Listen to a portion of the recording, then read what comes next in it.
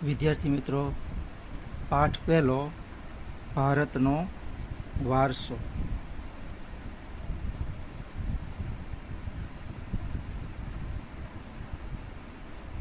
ભારતનો વારસો.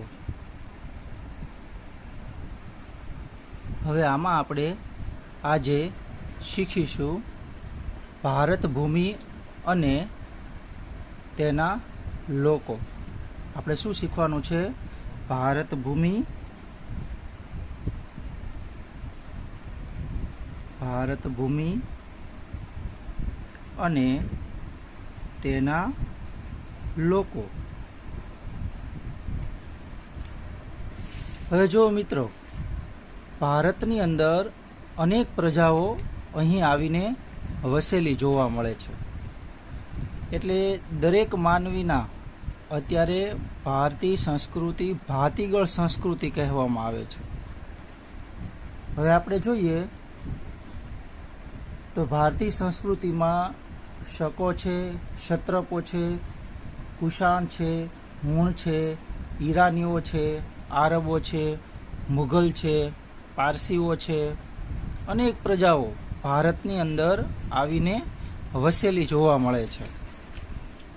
હવે આના માટે આપણે જોઈએ તો એના માટે એક સૂત્ર છે કે ભાઈ કઈ પ્રજા છે તે ક્રમસર કઈ રીતે આવી છે. તો અહીંયા આપણે PDF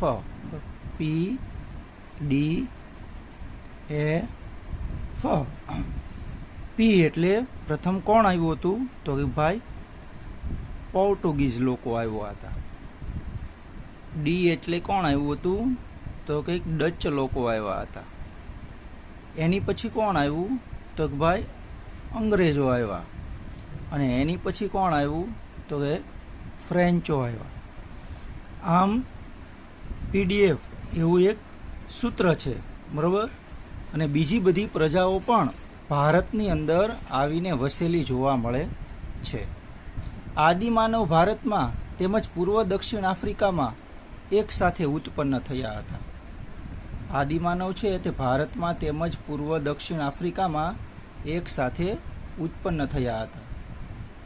ભાતીગળ વારસા અને સમૃદ્ધિના આકર્ષણના કારણે ભારતની અંદર સમૃદ્ધિ એટલી બધી હતી કે જેથી કરીને ઘણી બધી પ્રજાઓ છે તે ભારતની અંદર વેપાર કરવાના અર્થે આવી હતી. તો એ આપણે જોઈએ છીએ કે ભાઈ પોર્ટુગીઝ લોકો, ડચ લોકો, અંગ્રેજો અને ફ્રેન્ચો તેમજ બીજી બધી પ્રજાઓ છે, શકો છે, ક્ષત્રપો છે, આર્યો છે, દ્રવિડો છે. તો આ બધી પ્રજાઓ છે એ પણ ભાતીગળ સંસ્કૃતિની અંદર સ્થાન ધરાવતી હતી. ભારતમાં દ્રવિડ પ્રજાની ગણના પ્રાચીનતમ પ્રજા તરીકે થતી હતી. દ્રવિડ પ્રજાની ગણના છે તે પ્રાચીનતમ પ્રજા તરીકે થતી હતી. હવે જુઓ મિત્રો, આપણે ધોરણ 8 અને 9મા ધોરણની અંદર નકશા શીખી ગયા છીએ. અહીંયા આપણે આજે આ પ્રજાઓ છે તે કઈ દિશામાંથી આવેલી છે, તેમના લક્ષણો શું હતા, એ આપણે આજે અહીંયા જોવાનું છે. તો આપણે શરૂઆત કરીએ તો આપણે જોઈ શકીએ છીએ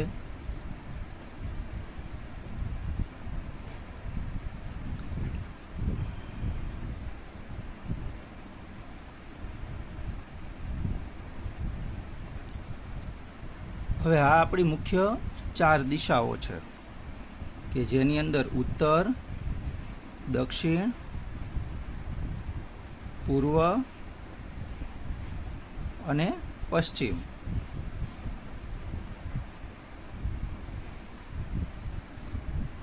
બીજી 4 દિશાઓ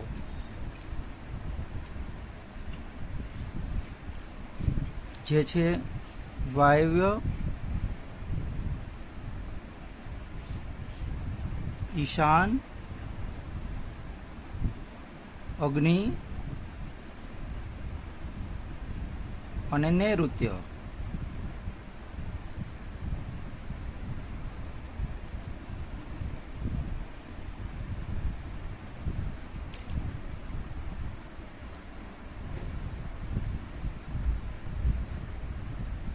હવે આ આપણે 4 દિશાઓ જોઈ, બીજી 4 દિશાઓ, એટલે કે કુલ આપણે 8 દિશાઓ જોઈ. હવે એની અંદર તમને કદાચ યાદ ન રહેતી હોય બીજી 4 દિશાઓ, તો આપણે આવી રીતે યાદ રાખવાની છે.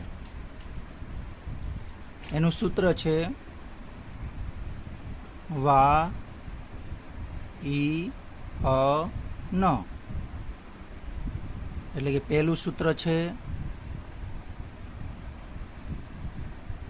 વા ઈ અ ન. બીજું સૂત્ર છે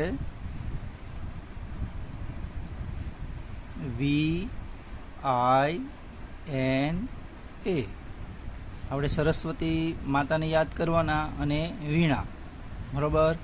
એટલે કે વી આઈ એન એ. તો આવી રીતે આપણે 8 દિશાઓ છે તે ચોક્કસ રીતે આપણે યાદ રાખી શકીએ છીએ. હવે આપણે જોઈએ કે કઈ દિશામાંથી કયા લોકો આવેલા જોવા મળે છે. તો આપણે જોઈએ તો એ પ્રથમ છે નેગ્રીટો. તો નેગ્રીટો છે તે વાયવ્ય દિશામાંથી આવેલા આપણને જોવા મળે છે, બરાબર? આ કઈ દિશા છે? વાયવ્ય દિશા છે. અને વાયવ્ય દિશામાંથી કોણ છે? તો નેગ્રીટો જોવા મળે છે, જેને આપણે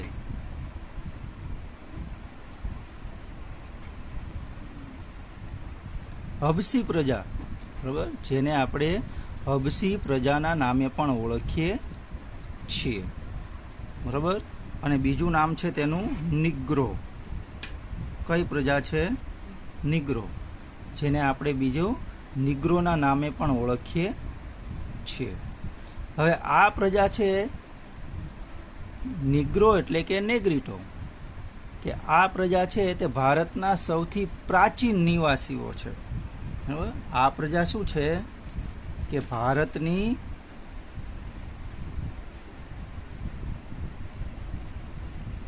પ્રાચીન નિવાસી.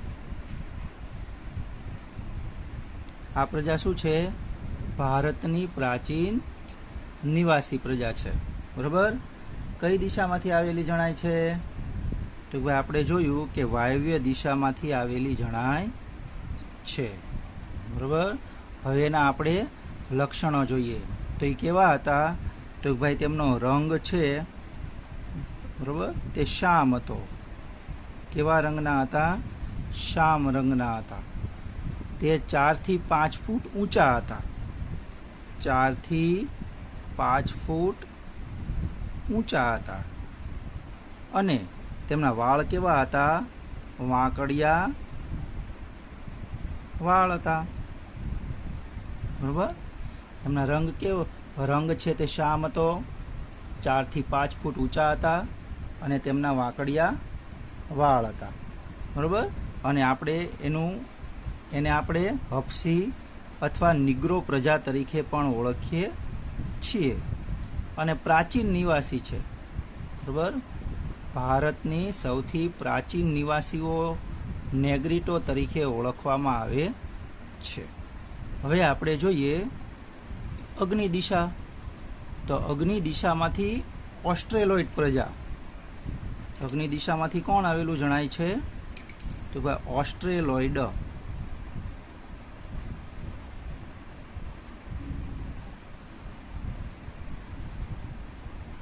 ઓસ્ટ્રેલોઇડ પ્રજા આવેલી જોવા મળે છે.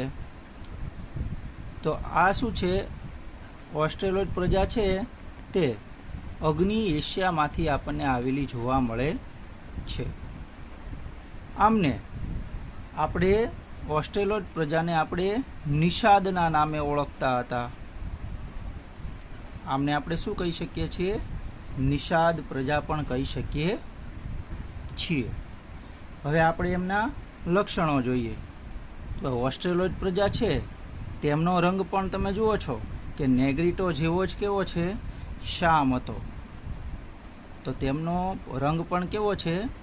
નેગ્રીટો જેવો શ્યામ હતો. અહીંયા આપણે ખાસ થોડુંક ધ્યાન રાખવાનું છે કે કોઈ પણ પ્રજા છે તેના લક્ષણો છે તે અંદરો અંદર ભેગા ન થઈ જાય, એ આપણે થોડુંક ચોક્કસ ખ્યાલ રાખવાનો છે. તો તેમનો રંગ કેવો હતો? તો ભાઈ રંગ એમનો શ્યામ હતો. લાંબુ અને પહોળું માથું હતું. તેમનું લાંબુ અને પહોળું માથું હતું. તેમનું માથું કેવું હતું? લાંબુ અને પહોળું તેમનું માથું હતું.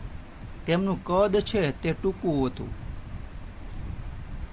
તે કદના ટૂંકા હતા. બરાબર. તેમનું ત્રીજું લક્ષણ કયું છે? કદના ટૂંકા હતા. અને ચપટું નાક હતું. અને તેમનું શું હતું? તો ભાઈ ચપટું નાક હતું. એટલે તમે જુઓ છો કે બહારથી આવેલી પ્રજા છે તે નેગ્રીટો, ઓસ્ટ્રેલોઇડ. બરાબર. આપણે બીજી પ્રજા જોઈ કે ઓસ્ટ્રેલોઇડને આપણે કયા નામેથી ઓળખીએ છીએ? નિષાદના નામે ઓળખીએ છીએ. અને આ નિષાદ પ્રજા છે તેમનું રંગ છે તે શ્યામ છે, લાંબુ અને પહોળું માથું છે, કદના ટૂંકા છે અને ચપટું નાક છે. હવે આપણે જોઈએ મોંગોલોઇડ પ્રજા. હવે આપણે કઈ પ્રજા જોવાની છે? મોંગોલોઇડ. તો હવે તમે જુઓ, મોંગોલોઇડ પ્રજા છે તે ઉત્તર પશ્ચિમ ચીન. અહીંયા આપણે મોંગોલોઇડ પ્રજા તે કઈ દિશામાંથી આવેલી જણાય છે?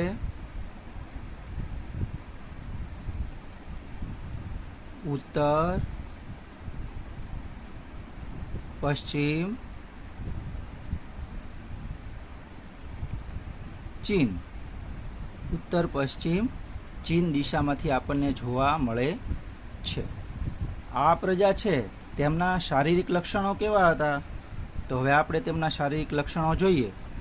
તેમના શારીરિક લક્ષણોમાં આપણે જોઈએ તો ભાઈ તેમનો વર્ણ કેવો હતો? તો ભાઈ પીળો વર્ણ હતો. તેમનો પીળો વર્ણ હતો એટલે એમને કિરાતના નામે ઓળખાય છે. બરાબર. તેમનો પીળો વર્ણ હોવાથી તેમને કિરાતના નામે પણ ઓળખવામાં આવે છે. બીજું તો ભાઈ તેમનો ચહેરો કેવો હતો? તો ભાઈ ચહેરો છે તે ચપટો હતો. તેમનું શું હતું? ચહેરો ચપટો હતો. હવે અહીંયા આપણે જોઈ શકીએ છીએ કે ઓસ્ટ્રેલોઇડની અંદર આપણે છે તે ચપટું નાક છે અને ચપટો ચહેરો શેમાં આવે છે? તો ભાઈ મોંગોલોઇડ પ્રજાનું લક્ષણ છે. ઉપસેલા ગાલ હતા. તેમના ઉપસેલા ગાલ જોવા મળે છે. બદામ આકારની આંખો અને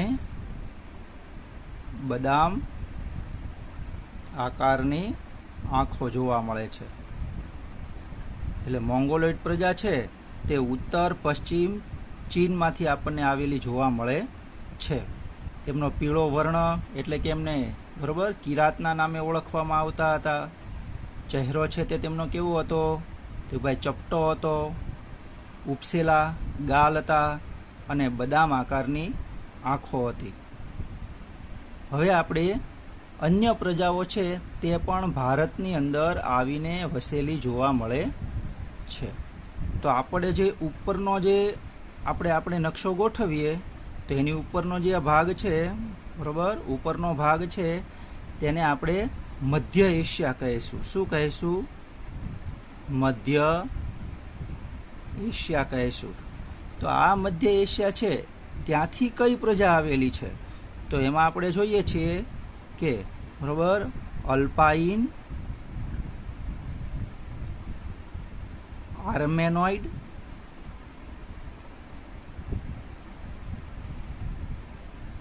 અને ડિનોરિક. અલ્પાઇન, આર્મેનોઇડ અને ડિનોરિક આ પ્રજા છે તે ભારતની અંદર મધ્ય એશિયામાંથી આવેલી જોવા મળે છે. આ પ્રજાઓ છે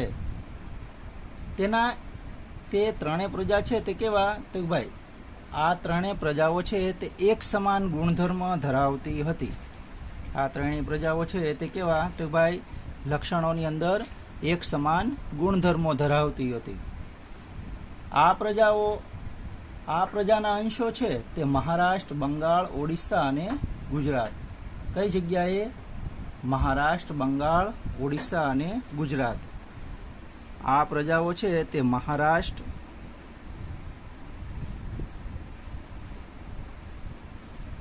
ઓડિશા, બંગાળ, ગુજરાત, ખાસ કરીને સૌરાષ્ટ્ર, ખાસ કરીને શેમાં? સૌરાષ્ટ્રમાં જોવા મળે છે. તો આ પ્રજાઓ છે અલ્પાઇન પ્રજા, આર્મેનોઇડ અને ડિનોરિક. એમના લક્ષણો કેવા છે? ત્રણેયના એક સરખા જોવા મળતા હતા. અને એ પ્રજાઓ આ ભાતીગળ સંસ્કૃતિની અંદર ક્યાં ક્યાં જોવા મળે છે? તો કે ભાઈ મહારાષ્ટ્રની અંદર, ઓડિશાની અંદર, બંગાળની અંદર, ખાસ કરીને બરોબર ગુજરાત એટલે કે સૌરાષ્ટ્રની અંદર આ પ્રજાઓ આવીને વસેલી જોવા મળે છે. તો મોંગોલોઇડ પ્રજાને આપણે જોઈએ તો એ મોંગોલોઇડ પ્રજાને આપણે કયા નામે ઓળખતા હતા? તો ભાઈ કિરાતના નામે ઓળખતા હતા. નેગ્રીટીનો આપણે ક્યાં નામે ઓળખતા હતા? તો ભાઈ નિગ્રો અથવા હપ્સીના નામે ઓળખતા હતા. ઓસ્ટ્રેલોઇડ પ્રજાને આપણે ક્યાં નામે ઓળખતા હતા? તો ભાઈ નિષાદના નામે ઓળખતા હતા. હવે અહીંયા આપણે બે વસ્તુ છે તે આપણે ખાસ નોંધવાની છે. તો અહીંયા આપણે એક વસ્તુ તો આપણે જોઈ કે ભારતની પ્રાચીન નિવાસી પ્રજા કઈ છે? નિગ્રો અથવા હપ્સી. તો અહીંયા આપણે ખાસ ધ્યાન રાખવાનું છે અને નોંધ કરવાની છે કે ભારતના સૌથી